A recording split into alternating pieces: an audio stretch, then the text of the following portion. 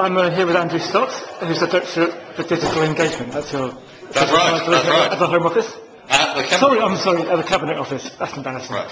I just wanted to ask you, I'm trying to find, I guess I'm trying to get some ideas about what people think the term digital engagement means.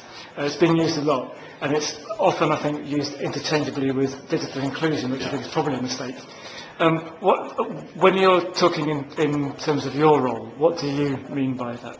Well, I think you're right that it means different things to different people. I sort of analyse it by it's digital and it's engaging, and that means using how do we use the new media to really engage between two parties? I'm interested in government to citizen, and that means communicating, collaborating, infusing, and getting people working together, and that's a whole progression to move through. So we're doing some work on what a digital engagement strategy looks like for an organisation. It's communicate, collaborate, infuse, and then get action. And you can use digital techniques at each stage of that. That's interesting. How do you? Because one of the things I'm interested, the ideas I'm interested in, I've got a bit of a bee in my bonnet about it because I've convinced myself that a lot of people aren't thinking in this way, but I might be entirely wrong, is when it comes to things like critical reflection on things. There's an awful lot, it seems to me, of areas where people are encouraged to challenge systems, or challenge the council, or challenge the MP, and the MP is expected to defend or reply or fix. But neither party is often, I don't think, encouraged to reflect critically on that process. Have you got thoughts on that? So, by the sounds of things, that's part of what you're trying to achieve. I think one of the things that we're seeing digital techniques, social media doing, is reducing some of the barriers to that digital communication.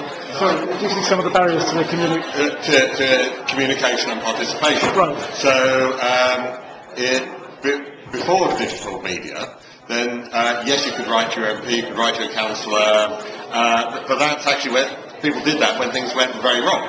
Yes. And digital engagement has really lowered the barrier to that. So you're getting a richer set of views. Yes. Views where people have said, well, it was all right, but it could be better here.